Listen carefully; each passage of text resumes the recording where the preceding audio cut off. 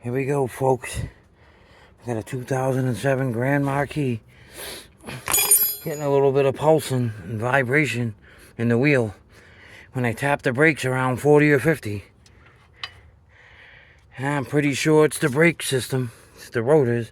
I got a warped rotor, or in the worst case scenario, I got a bad hub or hub bearing. So I'm gonna get to work on here and replace a bunch of stuff and see what happens. I replaced these brakes about 3 years ago, I'd say. Brand new Rebestos rotor and ceramic pad kit. These were like a coated rotor for the rust belt. And now they're probably gouged and warped, I would say. Oh yeah, you can see right here, once I take this off, a little bit of a mark right there. Not much, but the back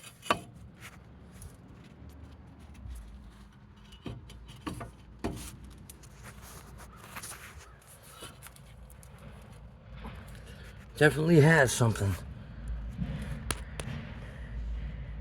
Okay, see that wear mark in the back? This rotor is definitely junk, I'd say. So that's part of my problem.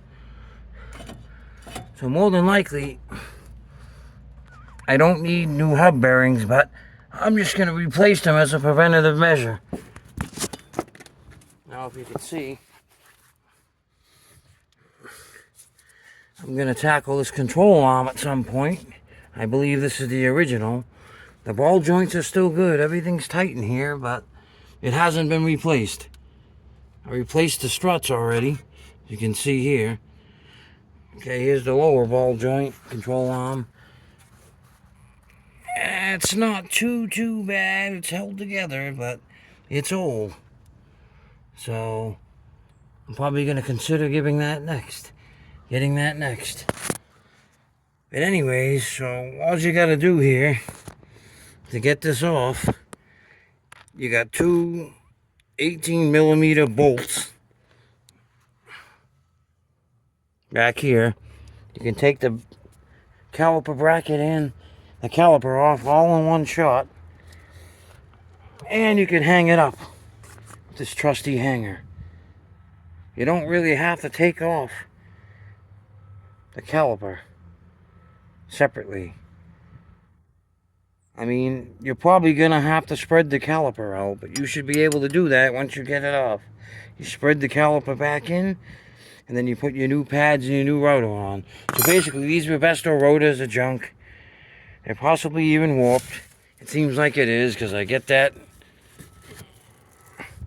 shaking in the wheel at 40 or 50 miles an hour. So I'm gonna take those off. Now, there's a chance that this hub bearing could be seized into its spindle here. So if that's the case, I'm gonna end up taking a hub bearing, a hub buster they call it. If worse comes to worse, I'm gonna break that out and I'm gonna knock this thing loose out of here.